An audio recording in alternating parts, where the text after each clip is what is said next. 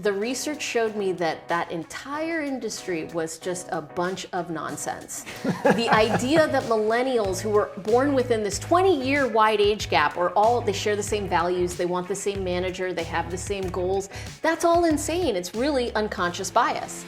Welcome to the Beyond Speaking podcast from Premier Speakers Bureau, featuring in-depth conversations with the world's most in-demand keynote speakers. Hi, I'm Brian Lord, president here at Premier Speakers Bureau. You are watching and listening to the Beyond Speaking podcast. Our guest today is Dr. Jessica Kriegel. She is the Chief Scientist of Workplace Culture at Culture Scientists. She's a Forbes 100 leader, Fortune 100. Culture partners. Culture partners. Not culture scientists. We should just leave this part in here. Yeah, I'm totally fine with it. So for those watching and listening, like normally I am good at this stuff. I am not today. So Jessica, we're talking about being real and authentic. If you want to have a real culture, you got to be real. So what is your title? Chief Scientist of Workplace Culture, you got that right, of Culture Partners. Of Culture Partners. Yeah. Which is very important. People bring her, so she's a scientist of culture, which is great. And part of that is, for Premier, we're talking about things like we try to be friendly and nice and everything else. So thank you for listening to me mess up my intro that I've just tried like 5 times. So we're just going to cut to the chase here. And so Jessica is somebody that talks to all different types of groups. You've been in basically just go look it up, and yes, she's been in that media, or she's been on it. You talk about workplace trends as well. I was watching, one of the morning shows that you were on, one of the morning business shows, and we've booked you for a lot of top companies, and you speak all over the world. We're talking about going to Saudi Arabia and Brazil, and not just talking about culture, but actually changing culture, which is one of the ones I was excited about. What made you first be interested in culture? A bad culture experience, believe it or not. I mean, isn't that the story of every speaker? They had some kind of personal experience that made them passionate about this thing, and then they had to explore it. I worked in a place that completely dimmed my light. It was toxic. I felt every morning, every Tuesday actually, we would have our team meeting, and then I'd have my manager one-on-one, and I would cry every single Tuesday without fail, because I knew that I was gonna get bad feedback. They just didn't get me, and that felt so emotionally taxing. My mental health suffered because we spend 8 hours a day at work, if not more, right? Yeah. And so being in a place all day long with bad culture makes you a worse wife, a worse parent, makes you not want to go work out, not eat healthy. I mean, it affects everything. And so it was a bad experience, which ultimately I guess was a good thing because it got me here. Mm-hmm. Well, culture is in your title like 3 times. Yeah. And so, and you go to great pains to say culture isn't this kind of like touchy-feely, it's just kind of out there. Like you say, like culture is like a real tangible thing. Yes. So to you, being the expert, a scientist, what is culture? Very simply put, culture is the way that people think and act to get results. And what most people think of when they think about culture is, well, we have a really great set of values that are up on the wall, or we have a ping pong table in the lobby and that's our culture, or we let people work from home or not, and that's not it. Culture is the way that people think and act consistently over time to drive the business results that you're trying to achieve. So the way that we measure culture is, are you getting your business results? If you are, then great. If you're not, then perhaps your culture needs work. And what we don't do, and what I don't like to think about is, let's identify the gaps in your culture, what's wrong with your culture and how to fix it. Instead, the frame of mind that I think is, your culture is perfectly aligned to get you the results you're getting today. So let's identify what results you actually want to achieve and how can we shift your culture to get those results, because that's what's going to drive it. And I love how you point out that culture isn't perks. Yeah. Yeah, I love that line. That's one of my favorites. Yeah, I mean, what we ultimately believe is that culture drives results. Well, what drives results? The way that people act, right? You call someone, you book a gig, that's an action that's gonna get Premier a result. Well, what gets you to take that action? It's the way you think. It's really the beliefs that you hold about, this is a valuable service that I'm doing to the world, or this is an important job, or I don't want to let my team down. Those beliefs are what drive our actions, and what created those beliefs? A series of experiences that you had throughout your life that got you to here. Maybe you saw a great keynote speaker one day when you were young in your career and you thought, that's the field that I want to go into, that changed my life, I want to help change other people's lives. That experience led to a belief that leads to an action that gets you a result as a company. So Ultimately, driving culture is all about experiences, but where most leaders stop is at an experience like, we're going to have a happy hour, we're going to do a leadership retreat, we're going to do a team building, but we have thousands of experiences every day. And so it's constantly creating intentional experiences to drive the right beliefs, to get the right actions out of your people, to get the results. One of the things is people have these blind spots Yeah. to their culture, to who they really are, because a leader over here may think it's one thing, especially now with remote work and hybrid and everything else, it can be different. How can leaders know what their culture is? Great question. So blind spots is actually where I started my research, and it was around generational dynamics, because everyone 10 years ago was all hot to trot about, what do millennials want? How do we attract and engage and retain millennials? That was my first book. And I did research in an academic setting. It was my doctoral degree, and I was going to become the expert on millennials. That was my plan. I just thought, if I become an expert on millennials, and I am a millennial, no one can tell me that I don't know what I'm talking about. And the research showed me that that entire industry was just a bunch of nonsense. The idea that millennials who were born within this 20-year wide age gap they share the same values, they want the same manager, they have the same goals, that's all insane. It's really unconscious bias. And that's our blind spots, is the bias we have, and it's ageism hiding in a generational label. So when I started working with clients, I was talking to them about eliminating the generational stereotypes and getting rid of that bias and those blind spots so that we can really see each other. And ultimately, culture is really about understanding. You started with this really authentic moment that I thought was great. You said, okay, here, I messed up a word. Someone has probably just messed up a word in some meeting and feeling bad about themselves. They're going to see that moment, realize they're not alone. They're going to feel better. That's great culture. It's showing up as a real human in the workplace and creating an experience for someone where they feel like they get to see you and you get to see them. Having millennial labels, that's the opposite of that. It's deciding, I know who you are because you're a Gen Xer. You're a Gen Xer, right? I think so. Yeah. What's 75? Is that Gen X? That's Gen X. Okay, yeah. Exactly. I know I'm like kind of somewhere. So you're very cynical and you're super into Michael Jackson, and I can say a bunch of things that are maybe or maybe not true. It's not really you, right? Yeah. Yeah, and that's one of those things, like I was watching the news clip and I was just getting so annoyed. Because like I have teenage girls and they're not lazy. Yeah. I mean, they're out getting jobs and babysitting and trying to do volunteer, all this stuff. And they're like, oh, they just want people to give them a puppy. Yeah. Which is true. We did get them a puppy like 7 years ago. But they do, like, they're working hard. And like the whole message, it seemed like that everyone was trying to tell you was that like, oh no, this next generation is lazy. And you're talking about on Squawk Box. Yeah, whatever that was. They came at me hard on that. I know. I'm like, whoa. Yeah. So, I mean, it's tough. I mean, and you do have those barriers, but I think the best leaders are going to see through those barriers and kind of get people more individually, I think. Yeah. And also understanding beyond just generations, this happens all the time, right? We have bias about someone who's in sales versus in accounting. You must be this way and you must be that way because of the nature of your role. We have to get rid of all of that and really understand the people that we're working with. It's the human side of business.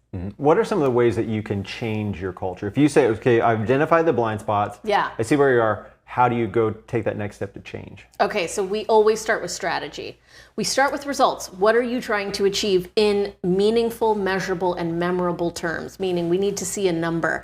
Our number at Culture Partners is we want to impact 5 million lives in the year 2025. That's the goal. And the way that we impact them is they go through a workshop, or they are part of our culture journey, or they read a book that we've written. If we can impact 5 million lives, then we will have made a difference. So then we reverse engineer the results pyramid, which are those 4 stages I talked about. So if you want that result, what actions do we need to take to get there? That's just identifying your strategy, the strategic anchors and goals that you have between now and then to get there. And then you have to ask, well, what beliefs would we need to hold as a team in order to take the right action? And intentionally identify what we call cultural beliefs that you want to permeate. They're not values. Values are timeless. They're the way that you want people to show up with integrity or transparency or collaboration. Cultural beliefs are the specific beliefs, ways of thinking that you need people to act with in order to achieve your results. And then you take it one last step further, which is reverse engineering to experiences. And you say, what experiences do we need to create for each other in order to develop those beliefs as a team? And the core 3 experiences that you can start with and lean on are feedback, storytelling, and recognition.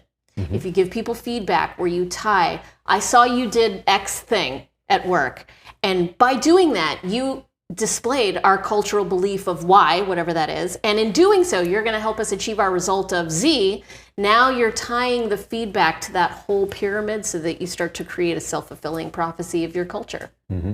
How do you, so one of it is identifying what your culture is and what you want it to be. How important is to identify what you don't want your culture to be?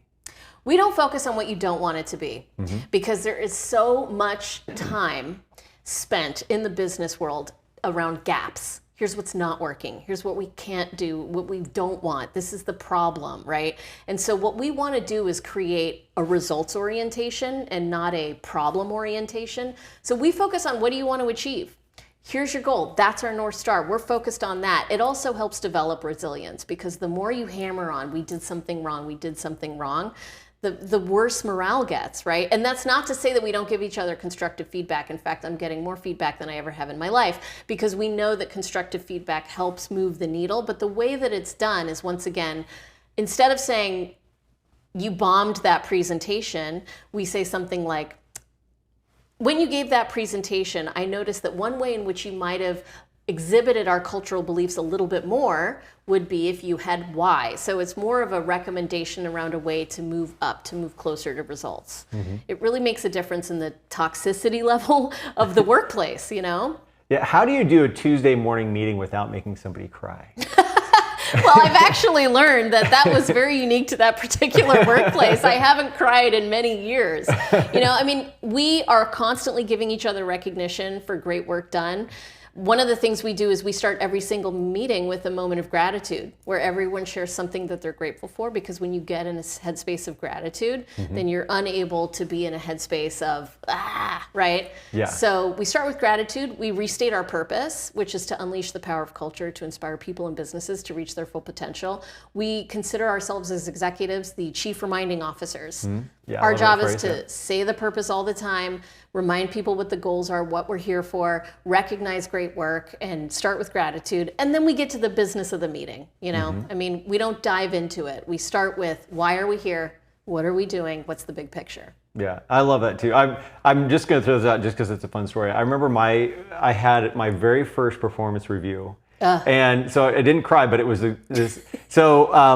had this boss, so I'm a talker. I'm not like super detail oriented, but my job was being super detail oriented, which you had to do to become an agent. Right. And so the lady who was the HR person brought me in, and so she goes, I see that your boss has put down that you've exceeded expectations in almost every category. And she goes, I can only assume that's because the expectations for you were so very low. And I was like, that is harsh. So my first reaction, I was mad. And then my second one, because I like to write and everything, I was like, that is an awesome line. Did she like think of that and just like, she's been waiting to use that for like 6 years and she finally found a place. But I think for me, like knowing who I was, I knew that wasn't true. I was like, that's just like, she just was looking for a place to use that line. But I think when it comes to feedback, and I had this boss, a different one going through that same thing, and their process was just so negative. Like how they did every meeting was, here's what you're doing wrong, here's what you're doing wrong, here's what you're doing wrong. And so for me, when you talk about that Tuesday morning, I hadn't really thought of that in a while. But I mean, it's been over like 25 years, but it's still one of those things that sticks with you about how to do feedback the wrong way and how to build culture the wrong way. And you could see like from afar, once you get out, you're like, oh my gosh, that's pretty toxic. That if everything is on the negative, which is why I wanted to ask about that one question, but how to keep it positive. What are some of the companies that you see that do things the best? Or do you have any examples of this company changed it in this small way? They changed their Tuesday morning meetings, they changed their feedback, and how did that make a difference? Oh, I can tell you a great story. It was a healthcare company that we were working with, and the chief nursing officer had a particular challenge. They were doing this broad scale culture transformation project, but the story explains how the results pyramid really works. She was having trouble getting the people in the ER to gather next of kin information. So that's when someone comes in, you find out who their next of kin is so that you can contact them if something goes on. And it was only getting collected at a rate of 42%. 42% of people, we had their next of kin information, and the rest of them we didn't. And so she underwent this entire initiative, a program to change that number because it was critical information, right? So she simplified the form. She made it was 3 pages long. It became much shorter. She translated the form into a bunch of different languages. She engaged in a bunch of training sessions and workshops with everyone on the team. She told everyone how important it was.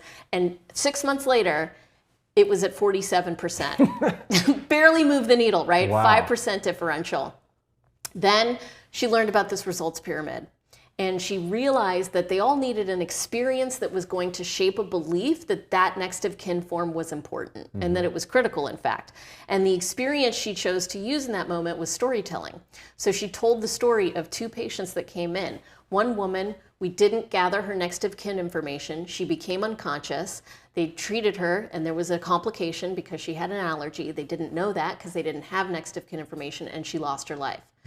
A man who came in, gathered the next of kin information. He took a turn for the worse. We called the family. We found out he had just been prescribed something because a couple weeks later he had had an incident.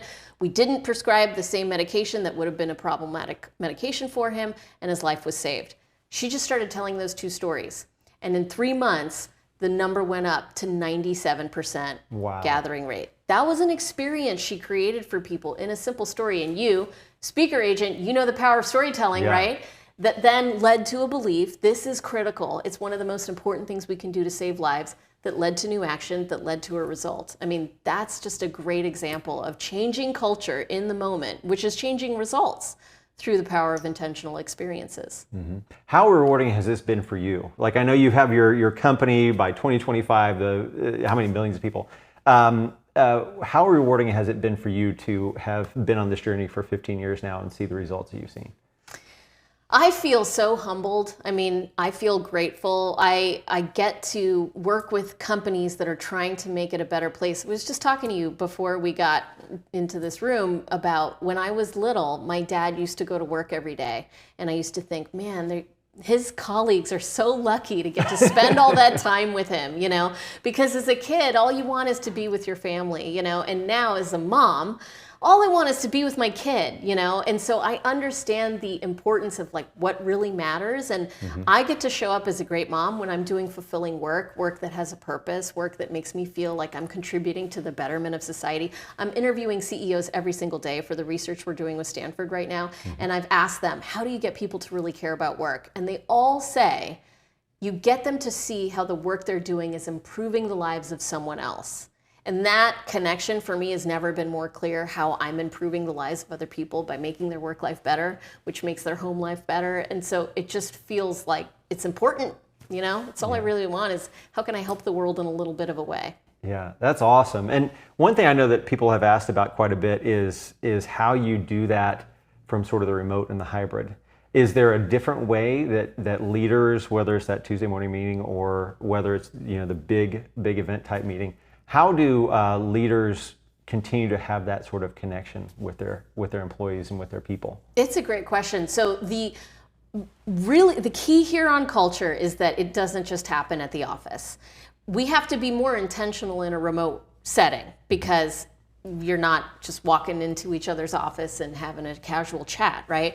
But we have an experience when we receive a text message. You know, when my boss texts me, that's an experience, and what he texts creates a belief in my mind about who he is and what our relationship looks like and what I'm supposed to be doing next. And so it's just about being more intentional about how we create experiences in a virtual world. We're about to release new research with Stanford right now. We looked at all the different kinds of cultures that exist in different organizations. We studied 243 companies over the course of 3 years to say what really drove revenue growth. And there was only one culture that stood above and beyond the rest as making significant difference on profitability, and that was an adaptive culture. So the ability to adapt, not just your strategy, because everybody knows how to change strategy, right? You just pick a different direction, but how do you then change the beliefs, the way people think and act in accordance with that new strategy? And so the remote work is a new strategy. It's a new reality. It's the new transformation that every industry is going through.